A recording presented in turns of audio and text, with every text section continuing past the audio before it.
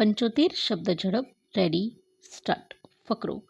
આ કામે ફરિયાદ પક્ષના કેસની હકીકતો ધ્યાને લેતા એ હકીકત નિર્વિવાદિત છે કે આ કામના ફરિયાદીએ આરોપી વિરુદ્ધ આંક 12 વાળા વાદવાળા ચેકની રકમ ₹3 લાખ વસૂલ મેળવવા ધી નેગોશિયેબલ ઇન્સ્ટ્રુમેન્ટ એક્ટની કલમ 138 અન્વયે હાલની ફરિયાદ દાખલ કરેલ છે.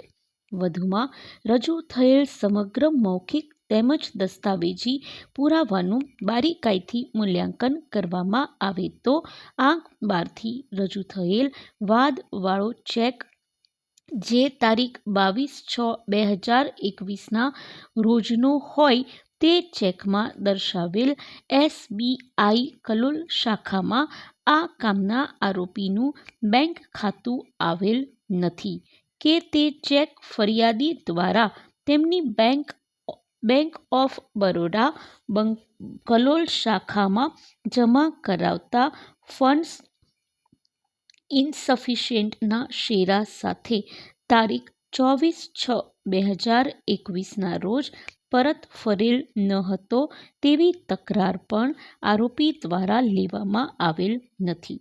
વધુમાં રેકર્ડ ઉપરની હકીકતો જોતા આંક 12 વાળો વાદવાળો ચેક આ કામના ફરિયાદીએ તેમનું બેંક ખાતું જે બેંક ઓફ બરોડા કલોલ શાખામાં આવેલ હતું તે બેંક ખાતામાં જમા કરાવતા તારીખ 24/6/2021ના રોજ વાદવાળો ચેક આરોપીના ખાતામાં ફંડ ઇનસફિશિયન્ટ હોવાના શેરા સાથે પરત કરેલ હતો.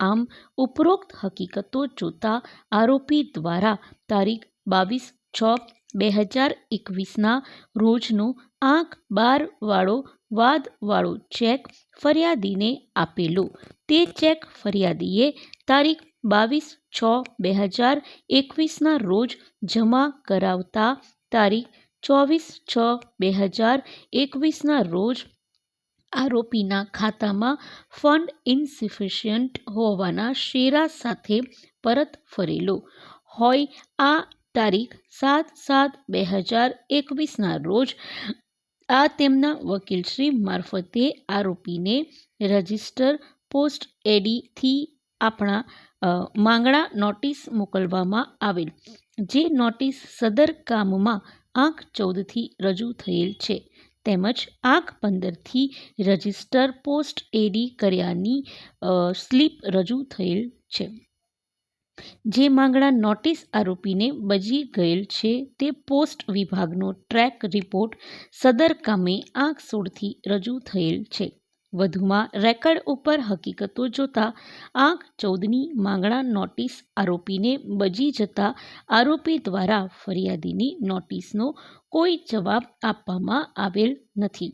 આમ રેકર્ડ ઉપર હકીકતો જોતા આંક 14થી માંગણા નોટિસ આરોપીને ધોરણસર બજી ગયેલ હોવા છતાં આરોપી દ્વારા દિન 15માં ફરિયાદીના કાયદેસરના લહેણા નીકળતા ₹3 લાખ આરોપીએ ફરિયાદીને ચૂકવેલ હોય તેવી કોઈ હકીકત રેકર્ડ ઉપર ફલિત થતી નથી.